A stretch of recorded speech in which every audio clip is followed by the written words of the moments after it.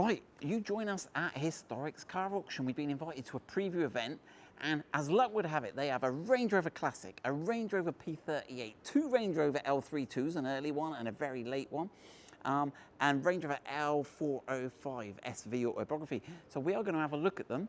We are going to have a look what's cool about these cars, and we're going to have a look at what prices they're guided at. And if you're interested in them, you can bid on them this weekend at the Historics Car Auction. So let's begin our journey this way with a Range Rover Classic. So this is a super rare special edition. It's one of the last hard dash, and it's in this Wimbledon green color, and we will see that again later in the video. So this gold badging, not my thing, but apparently that was part of the special edition along with the pinstripes. They were a thing. They kept going for years, the pinstripes. So this car has been restored some years ago by Kingsley, and Kingsley, we love Kingsley cars. They're absolutely brilliant. They know their stuff on Range Rovers. And it's had a replacement 3.9 litre engine that's fully balanced and tuned. So all accounts is that this car is absolutely spot on. And we'll talk about price as we look around. So I think the guide price was $49,000 to £55,000. Now that's a lot of dollar.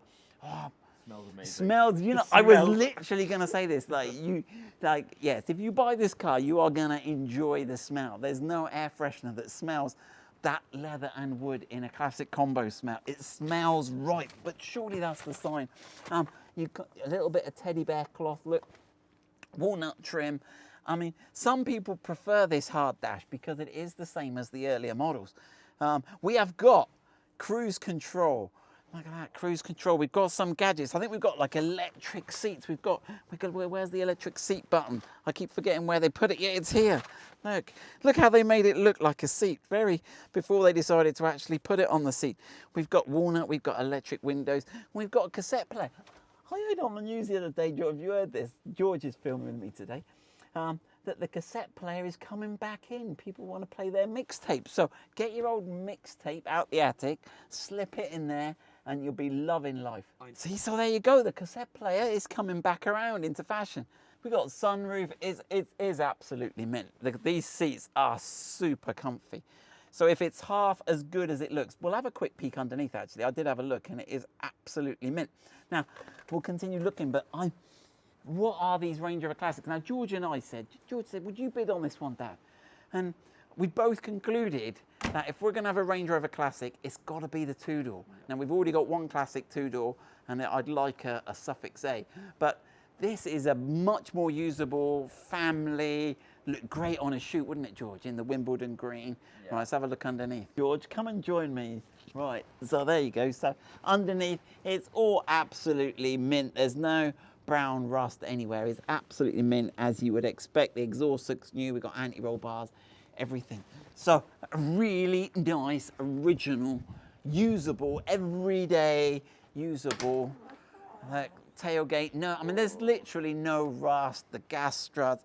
This is exactly as you would expect for the guide price. Look at that.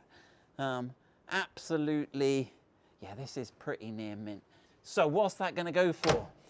I don't think these Range Rover Classics are going. I still think they're a good investment, but I don't think they're going for the money they were going for. But this car, you just need two people that want it. I'm going to shout out on this one. I'll put this video up before. When I've put these videos up before, I've put the sales price, but you'll have to watch and see what the sales price is. My guess is it's going to go up to like 45. So from the Range Rover Classic, which went on for years, Land Rover developed the Range Rover P38, and it was a great success, the P38. And this has got the V8 engine, which was one of the most popular choices. Right, so this is a later vehicle. Now, the P38 doesn't seem to be going up in value as much as the L322s right now. They're still in limbo. So let's have a look. It's got the original, what looked like 19-inch alloys. It's got the wood rim steering wheel. This again is at the auction, and the guide price on this one is between £8,000 and £12,000. I mean, it has been maintained by Kingsley Cars and everything works on it. It's a nice, late, desirable V8 P38. I think it's got years left in it. But what will it go for? Is it as nice as the next one we're going to look at, the L322? So in 2002, Range Rover produced the L322. Now this was basically on a BMW platform. So this one's actually 2005. So this one apparently is an SV. So SV, special vehicles, would paint a car any color you wanted. And this one was apparently a special order in Wimbledon green. Now Wimbledon green was used on the 30th anniversary P38 models and was very popular around this period. Now this car appears absolutely mint. Now many of these L322s have been modified and chopped, and the early ones that are in good condition are now starting to go for good money. So this one's got color-coded mirror tops, it's got the original double fins, it's got what looked like the original 19-inch alloys. Now this has got an SV autobiography interior, because this wood here looks like the Vivona wood, which I think was only an autobiography, and it's got the dual leather interior. It doesn't have a wood trim steering wheel, but this car looks in really nice condition. All the foundry paint is all immaculate. The gear knob is immaculate. It's got the sunroof, the headlining's immaculate. This is a really clean car. This is looking lush. Let's take a look in the back. You've got the lush dual tone interiors you'd expect on the autobiography. There's a little bit of wear here, but these panels are still available from Land Rover, so that could be replaced. But yeah, a very nice, good specification L322. This has been supplied by V8 Volt, and I think this guy is really doing well with L322s. He searches out the best L322s and prepares them, and he's all over Instagram and stuff. But there you go, that's a very nice, very original, high specification L322, and I think these are only going to go up in value. The guide price, 13 to 18,000, I think this one's going to make good money. Right, so that was an earlier L322, and this one's a little bit later, but much the same. This is the 35th anniversary, so Land Rover were really good at making anniversary models. They did the 30th in the P38, and another 5 years go by. Now, this was quite clever. They only made 35 35th anniversary models, and at the last auction we were at, the Summer Lakes auction, there was one of these. Now it isn't the same one because they're numbered, and I checked my notes, and so they only made 35, and they were all pretty much the same spec. They all had this color, and I think they were issued to certain dealers. So there were some special features. You had the 35th anniversary, oh, watch for not 35th anniversary here. They all came with this, I think it was called claret interior. You got the two-tone steering wheel, but I did the video. Now the other one did have its camera. This one, I forget the name of the camera, but it's supposed to have a little camera that docks in there, but that's missing on this one. The other one had that. The other one at the other auction was a little bit rough. This one seems a little better. It's seen some use. If we have a look here, you can see the interior. Again, the foundry finish is wearing out. It's got the original cup holder. What is the guide on this one? So apparently there is a guy that collects 35th anniversaries, apparently, and I guess you've only got to collect 35 and you've got them all. So be interesting to see. The last one went for, the hammer price was £10,000. So I think this one's going to be, although that was a little rougher than this one, so I'd expect this to go in the 10 to 15,000. Yeah, so if we look under the bonnet, it's got the V8 supercharged, which is one of the best engines, and all the 35th anniversaries came with their little chassis plate. So this is number 31 of 35. I mean, there's a few little bits on it. I think the paintwork is going here. This bonnet doesn't close quite properly, so it's gonna need some, it needs some work. The paint's coming off here. You can see it's gonna need some paint. The washer jet seems to have a habit of popping out, and you can see where it's been painted. Look, so clearly it's had some paint work done. So it'll be interesting to see what this goes for. If this is your bag, you can bid online, in person, at the auction. The headlight lenses need replacing. Right, so let's go forward. And then we've got another L322, a 2012, an Overfinch one. So let's go and have a look at that. Still Range Rover L322. This is now getting towards the end. I think this is a 2012, one of the last ones. Now this is obviously an Overfinch model. So Overfinch modified production cars and improved them. And let's have a look. So this has got the Overfinch body kit on it. So the front bumper, I believe the grille is Overfinch. It's got the Overfinch lettering, but it's starting to show some signs of wear and tear. If we look here, we've got cracked LED fog light. The extra DRL lights have got water in them, probably because they're damaged. We've got chips here. It looks like it's probably a mesh or some ducting missing here. So a nice looking car, but it needs some time on it. Let's have a look around. This is very high specification. It's got like the Holland and Holland. I don't think it is, but the wood veneer. But look here, you see, this is the original color. This bit here is covered, and you can see here how the sun has bleached it.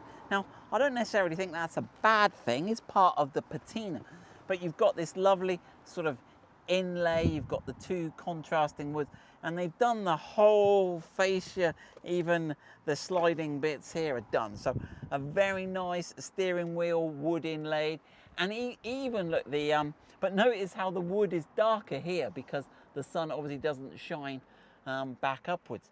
So a really nice car. It's the later model. It's got the newer infotainment system. So let's have a look at some facts and figures on this car.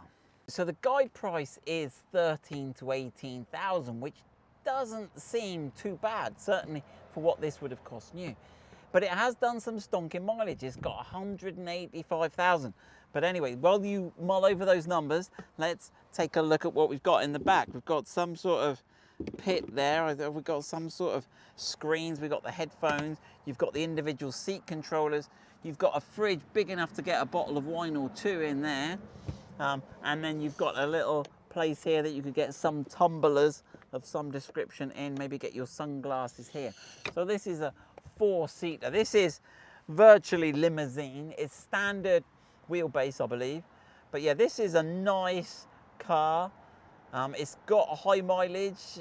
We've got some of the wood is cracked here. Can you see this, George? This is, I wonder if that's, sometimes it's hand cream and sun cream is the biggest sort of enemy of car interiors. The creams and you put on your skin can really erode, and I think that's probably what's happened here.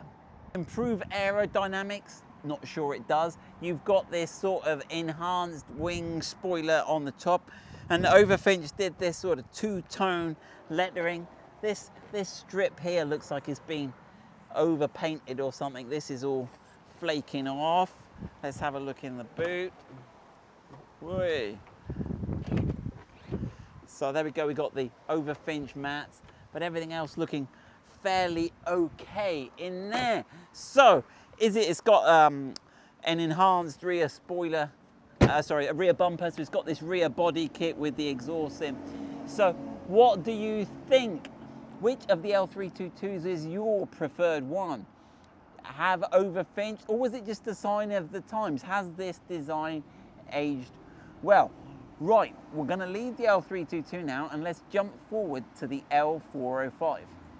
Right, so now we've travelled forward to 2014 and this is the L405 Range Rover. Now this one's a little bit special. It's the long wheelbase. So I think that's what the L stands for, long there. And most of the length was added in this rear door. I think the front door section's the same.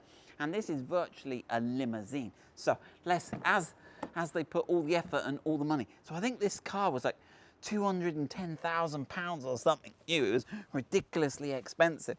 But it's almost like sitting in a private jet when you're in the back here. I think there's a footrest somewhere, but you've got these huge screens. Now, Craig's has got the drinks cabinet inside. It's got the headphones, it's got the full panoramic roof. No, this one hasn't got the drinks cabinet in it, but it's got the wood. It's got everything. It's got deployable side steps. And so obviously this was made by the SV Autobiography, by the Special Vehicles Department. So they've obviously stretched the car and done this absolutely stunning interior woo, look, everything was, like, everything is, this is like, there's some weight to it. Even the cigar lighter is absolutely deluxe. Now this car has only done 9,000 miles, which is incredible. But obviously this car is for sale in the auction. So what's it worth? And who would buy a limousine? Because if you're sitting up the front of this car, you're kind of losing out really, because all the money and the value is in the back. So is this a car you would buy to be driven around in? And in which case, it's quite an old car. So what was the guide price on this one, George? It was like 55 to 63,000. I mean, you could buy a new shape Range Rover for that sort of money. Okay, it's not a limousine and the mileage might be higher, but interesting. Let's see what this goes for. Craig will watch this because it'll be interesting to see how much his is worth. But definitely a lot of car for the money. Right, so that's the last Range Rover in our series. Let's take a little bit more around in it. There you go, there's the boot. It hasn't got the teak wood, but it looks like it's got an umbrella and some, but this is the SV autobiography. You've got lush turbine wheels. Certainly a lot of car for the money. But what will it go for? You'll have to watch the auctions. If you've got 50 to 60,000 pounds to spend, it could be the one. But that wraps up the day today. Thank you very much, as always, to the guys at Historics Car Auctions for letting us come and preview these cars. And if you're interested, get online or get down to Ascot Racecourse and get bidding on these cars.